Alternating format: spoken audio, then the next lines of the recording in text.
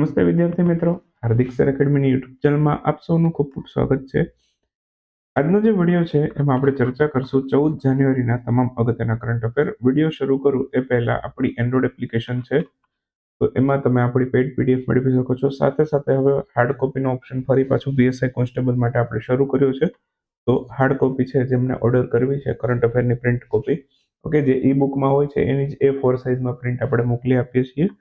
તો approx 400 page હોય છે. બાકી એમાઉન્ટ તમારી સામે હશે, સ્ક્રીન ઉપર તમને કૂપન પણ દેખાશે તમને એપની અંદર, બરાબર. તો એપમાં તમે કૂપન ઉપર ક્લિક કરશો એટલે થોડું ઘણું એમાઉન્ટમાં પણ ડિસ્કાઉન્ટ મળી જશે. ઓકે, તો શરૂઆત કરીએ, બરાબર. એ પહેલાં આજે 14 જાન્યુઆરી છે, આજે મકર સંક્રાંતિ છે અને પતંગ ઉડાડવાનો દિવસ પણ છે આપણો સૌનો. તો આપણાથી ઘણા પતંગ ઉડાડવામાં પણ હશો, ઘણા દોડવીરો એવા હશે, દોડની પ્રેક્ટિસ કરતા હશે જેમને સમય મર્યાદામાં પૂરું નથી થતું, એ લોકો 100% ગ્રાઉન્ડમાં હશે. અને કેટલાક લોકોને ક્લિયર થઈ જાય છે, તો ઘણા લોકો રીડિંગમાં પણ ધ્યાન આપતા હશે. ક્લિયર? તો આપ સૌને આ તહેવારની ખૂબ ખૂબ શુભેચ્છાઓ આપણી ટીમ તરફથી. અને બાકી શરૂ કરીએ હવે આજનો વિડીયો. હા, કોઈ ઓફરને સંબંધિત કોઈ પણ માહિતીમાં કંઈ ખબર ના પડતી હોય તો આ નંબર છે, એપ્લિકેશનમાં કોઈ પણ મૂંઝવણ થતી હોય તો આ નંબર ઉપર ફોન કરી શકો છો, મેસેજ કરી શકો છો. વોટ્સએપમાં પણ મેસેજ કરશો તો રિપ્લાય આવશે. ક્લિયર? શરૂ કરીએ. સૌથી પહેલો ક્વેશ્ચન, ટ્રેડ વોચ ક્વાર્ટરલી એની 5મી આવૃત્તિ કઈ સંસ્થાએ જાહેર કરી છે? ટ્રેડ વોચ ક્વાર્ટરલી એની 5મી આવૃત્તિ હાલમાં જ નીતિ આયોગે જાહેર કરી છે. હવે નીતિ આયોગે જાહેર કરી છે તો થોડુંક નીતિ આયોગ વિશે યાદ રાખીએ. ડિસ્ક્રિપ્શનમાં નહીં લખેલું હોય પણ થોડુંક કહી દો. જેમ કે નીતિ આયોગનું ફૂલ ફોર્મ પૂછે તો national institute for transforming India, આ એનું ફૂલ ફોર્મ છે. સ્થાપના થઈ હતી 1 જાન્યુઆરી 2015ના રોજ. ક્લિયર? શેમાંથી રચના થઈ હતી? તો કે આયોજન પંચ છે એમાંથી એની રચના થઈ હતી, બરાબર. આયોજન પંચમાંથી રચના થઈ હતી. ક્લિયર? અને બીજું કઈ રહી છે બાકી? હા, BVR સુબ્રમણ્યમ.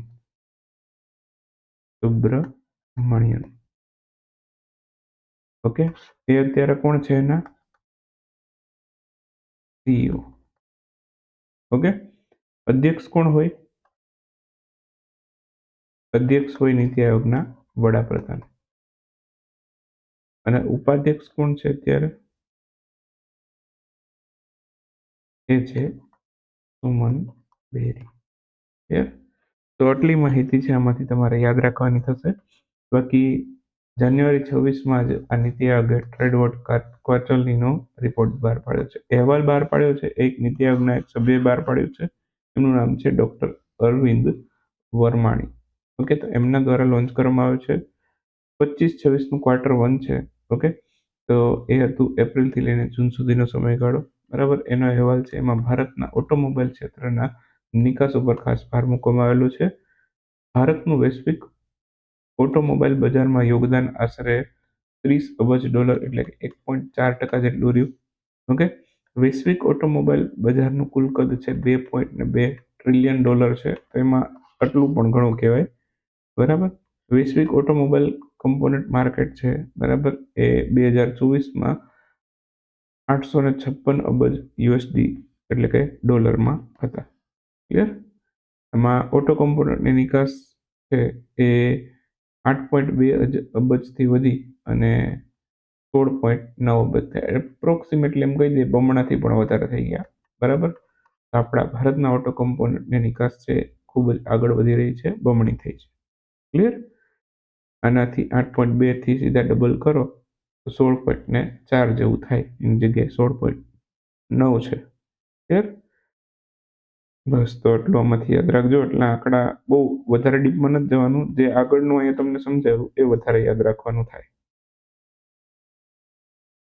હાલમાં જ મકરવિલક્કુ તહેવારની ઉજવણી કરવામાં આવી હતી કયા રાજ્યમાં? મકરવિલક્કુ છે, બરાબર, એ કેરળમાં ઉજવાય છે. તો આન્સર આવશે ઓપ્શન સી. હવે આ મકર સંક્રાંતિ તહેવાર છે ને, વિવિધ રાજ્યમાં વિવિધ રીતે ઉજવાય છે. તો આપણે કયા કયા રાજ્યમાં કયા નામથી ઉજવાય છે એ યાદ રાખી લઈએ એટલે ઘણું થઈ જાય. ઓકે, જેમ કે ગુજરાતમાં અને રાજસ્થાનની અંદર બેમાં ઉત્તરાયણ જ કહે છે. મહારાષ્ટ્ર અને મધ્યપ્રદેશની અંદર મકર સંક્રાંતિ કહે છે. કર્ણાટકમાં પણ મકર સંક્રાંતિ કહે, તમિલનાડુમાં પોંગલ કહે, પશ્ચિમ બંગાળની અંદર પોષ સંક્રાંતિ કહે છે, ઓડિશામાં પણ મકર સંક્રાંતિ કહે છે, ત્યારબાદ ઉત્તર પ્રદેશમાં કચેરી નામથી આ તહેવાર ઓળખાય છે. હરિયાણામાં અને પંજાબની અંદર લાહોરી અથવા માઘી નામથી આ તહેવાર ઉજવાય છે. આસામમાં માઘ બિહુ અને કેરળમાં મકરવિલક્કુના નામથી આ તહેવાર ઉજવાય છે. તો ભારતના વિવિધ રાજ્યની અંદર કયા કયા નામથી આ તહેવાર ઉજવાય છે, એક બે દિવસ આગળ પાછળ હોઈ શકે, બરાબર, પણ મોટે ભાગે આ જ દિવસની આજુબાજુમાં આવતા હોય છે. ક્લિયર? હાલમાં જ કયા શહેરમાં ઇન્ટરનેશનલ કાઇટ ફેસ્ટિવલ ડેની ઉજવણી કરવામાં આવેલી છે? તો ઇન્ટરનેશનલ કાઇટ ફેસ્ટિવલ ડે દર વખતે અમદાવાદમાં ઉજવાય છે. આ વખતે પણ 10 જાન્યુઆરીથી શરૂ થઈ ગયો, 14 જાન્યુઆરી સુધી ચાલુ રહેશે, બરાબર. અને આપણે ગુજરાતમાં ખિયર પણ કહીએ છીએ. ખિહર કે ખિયર કે, બરાબર, જે રીતે પ્રોનાઉન્સિએટ કરતા હોય, બરાબર. તો ગુજરાતમાં આપણે ખિયર નામથી પણ આ તહેવારને ઓળખીએ છીએ. ગુજરાતના અમદાવાદની અંદર છે એની કાઇટ ફેસ્ટિવલ ડેની ઉજવણી કરવામાં આવેલી છે. ક્લિયર? તો 10 થી લઈ 14 જાન્યુઆરીએ ઉજવાયો છે. અને સૌથી પહેલી વખત ઇન્ટરનેશનલ કાઇટ ફેસ્ટિવલ ડે ક્યારે ઉજવાયેલો એવો પણ પ્રશ્ન પૂછી શકે તો 1989. AERBના નવા અધ્યક્ષ કોણ બન્યું છે? તો A.K. બાલાસુબ્રમણ્યન છે એના નવા અધ્યક્ષ બન્યા છે. તો આન્સર આવશે ઓપ્શન એ, A.K. બાલાસુબ્રમણ્યન. 2026માં AERBના નવા અધ્યક્ષ A.K. બાલાસુબ્રમણ્યમ બન્યા છે. નિર્ણય કોણે લીધો? તો કે કેબિનેટ નિમણૂક સમિતિએ. કેબિનેટ નિમણૂક સમિતિના અધ્યક્ષ કોણ હોય છે? તો કે વડાપ્રધાન નરેન્દ્રભાઈ મોદી. હવે A.K. બાલાસુબ્રમણ્યમ નિયુક્ત કર્યા AERBના અધ્યક્ષ તરીકે, તો કેટલા વર્ષ સુધી તે કાર્યરત રહેશે? 3 વર્ષ સુધી એ કાર્ય કરશે અધ્યક્ષ તરીકે. D.K. શુક્લાનું સ્થાન લેશે. એમનો કાર્યકાલ 31 ડિસેમ્બરે પૂરો થઈ ગયો. ત્યારબાદ આમની નિયુક્તિ થઈ છે A.K. સુબ્રમણ્યમ. ક્લિયર? બાકી AERB છે ભારતનું સર્વોચ્ચ પરમાણુ સુરક્ષા નિયમનકારી મંડળ છે. ઓકે. અને બાલાસુબ્રમણ્યમ પાસે છે 40 વર્ષનો પરમાણુ ક્ષેત્રનો અનુભવ છે. દેટ્સ વાય એમની નિયુક્તિ અહીંયા કરવામાં આવી છે. Nuclear power corporation of India limited, okay, એમાં ડાયરેક્ટર ટેકનિકલ તરીકે એ કાર્ય કરી ચૂક્યા છે. ઓકે. અને બાકી PHWR આધારિત પરમાણુ રિએક્ટર ડિઝાઇન સુરક્ષા સમિતિના પણ તે અધ્યક્ષ રહી ચૂકેલા છે. AERBની વાત કરીએ તો એ 15 નવેમ્બર 1989ના રોજ સ્થપાય છે અને એનું મુખ્ય મથક છે, બરાબર, એ મહારાષ્ટ્રના મુંબઈમાં આવેલું છે. ક્લિયર? તો આટલું આમાંથી યાદ રાખજો. AERBનું ફૂલ ફોર્મ પૂછી શકે તમને. Atomic energy regulatory board. Clear? Atomic energy regulatory board. તો એનું ફૂલ ફોર્મ પણ યાદ રાખજો. ક્લિયર? ચાલો, એના પછી જાન્યુઆરી 26માં ઇન્ડિયન રેલવે ફાઇનાન્સ કોર્પોરેશન છે એને એક્સિલન્ટ રેટિંગ કોણે આપી છે? તો આ જાહેર સાહસના વિભાગે આપી છે. આન્સર આવશે ઓપ્શન એ. તો IRFC છે ઇન્ડિયન રેલવે ફાઇનાન્સ કોર્પોરેશન. જાન્યુઆરી 26માં એક્સિલન્ટ રેટિંગ કોણે આપ્યું પ્રશ્ન પૂછે તો public enterprise department of public enterprise, એટલે કે જાહેર સાહસોનો વિભાગ. મૂલ્યાંકન 24-25 માટે હતું, બરાબર, એટલે કે નાણાકીય વર્ષ 2025 કહી શકો તમે એને, બરાબર. અત્યારે જે ચાલે છે નાણાકીય વર્ષ 26 ચાલે છે, બરાબર, એને 25-26 કહેવાય છે, બરાબર, 2025-26. ક્લિયર? એને કહેવાય નાણાકીય વર્ષ 2026. છેલ્લો જે આંકડો આવે એ નાણાકીય વર્ષને ટાઇટલમાં મળે. ક્લિયર? બાકી સતત 5 વર્ષથી IRFC છે આ ટાઇટલ મેળવે છે એક્સિલન્ટનું. 2021થી દરેક વર્ષે એક્સિલન્ટની એમને રેટિંગ મળેલી છે. IRFCની વાત કરીએ તો એક નવરત્ન કંપની છે, બરાબર, સેન્ટ્રલ પબ્લિક સેક્ટર એન્ટરપ્રાઇઝ છે. રેલવેમાં હેઠળ કાર્ય કરે છે. 1986માં સ્થાપના થઈ છે અને નાણાકીય સહાયતામાં કામ કરે છે. ક્લિયર? રેલવેમાં જે પણ કંઈ નાણાંની જરૂરિયાત હોય તેમને ફાઇનાન્સિંગ કરે. ઓકે. અમેરિકાના રાષ્ટ્રપતિ ડોનાલ્ડ ટ્રમ્પ દ્વારા જાહેર કરવામાં આવેલા આદેશ પ્રમાણે અમેરિકાએ કુલ કેટલા સંગઠનો છે એમાંથી પોતાને બહાર કાઢવાનો નિર્ણય લીધો છે? તો ટોટલ 66 સંગઠનોમાંથી અમેરિકા છે પોતાના બહાર કાઢી રહ્યું છે. 66 સંગઠનો કેવા કેવા સંગઠનો છે એ અગાઉ પણ મેં તમને એકાદ વિડીયોમાં વાત કરેલી છે વન લાઇનરની અંદર, પરંતુ અહીંયા થોડુંક ડીપમાં જશું. જેમ કે ડોનાલ્ડ ટ્રમ્પના આદેશથી છે, બરાબર, આ 66 આંતરરાષ્ટ્રીય સંસ્થાઓ છે અને કરારો છે તેમજ કમિશનો છે એમાંથી બહાર નીકળે છે. બધી સંસ્થાઓ નથી, અમુક કરાર છે, અમુક કમિશન છે, તો અમુક આંતરરાષ્ટ્રીય સંસ્થા છે. આ એમણે નિર્ણય લીધો અમેરિકા ફર્સ્ટ નીતિની હેઠળ. ઓકે. એમનું કહેવું એવું છે કે અમે અમેરિકાને પહેલા રાખશું, બરાબર, જે જરૂર નથી એમાંથી લીવ થશું. બરાબર.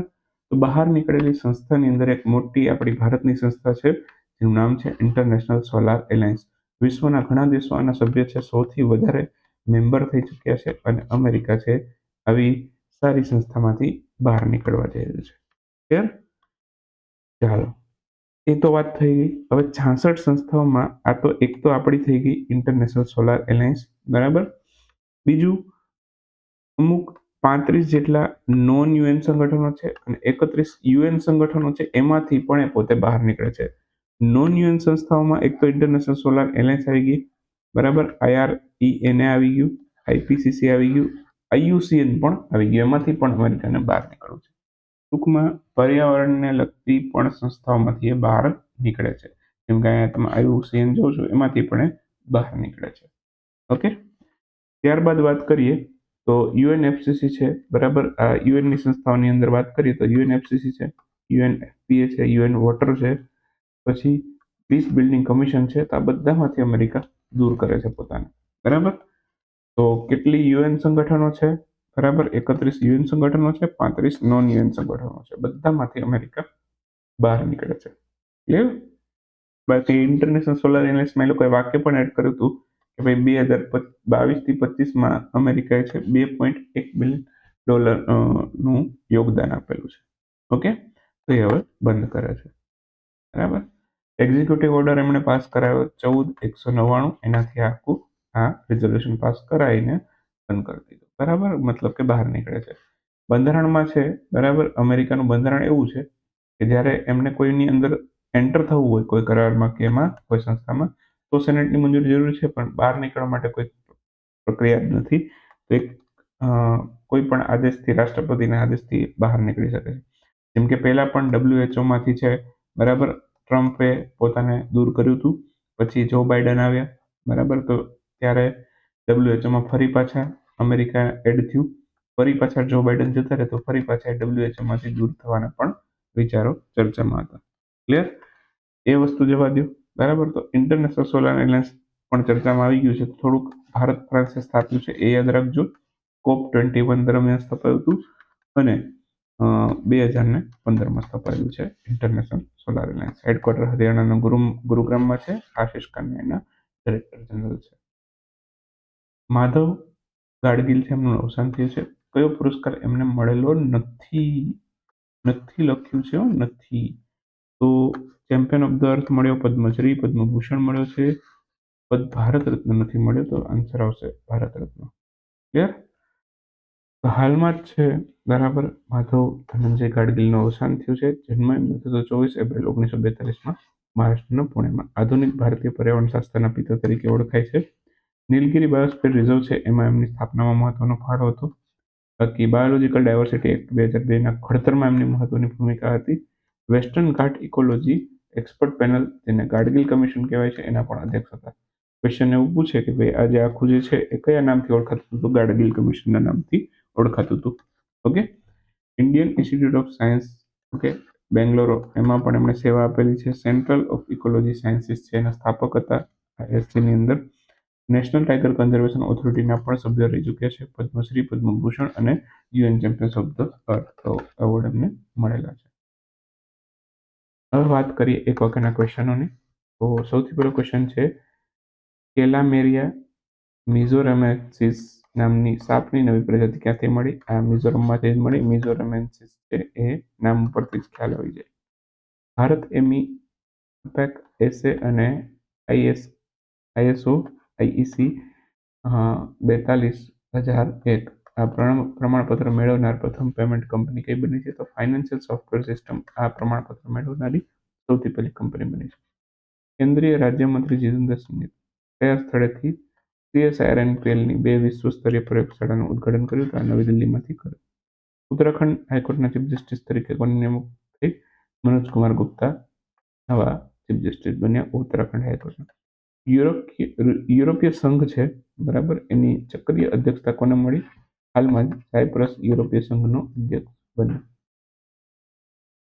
હાલમાં જ પ્રસિદ્ધ ફિલ્મ નિર્માતા બેલા સ્ટારનું અવસાન થયું. કયા દેશના હતા? હંગરીના હતા.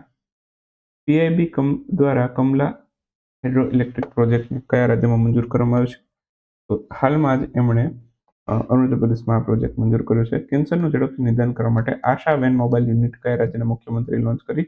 ગુજરાતના મુખ્યમંત્રી ભૂપેન્દ્રભાઈ પટેલે લોન્ચ કરી છે. અગત્યનો ક્વેશ્ચન અગેન.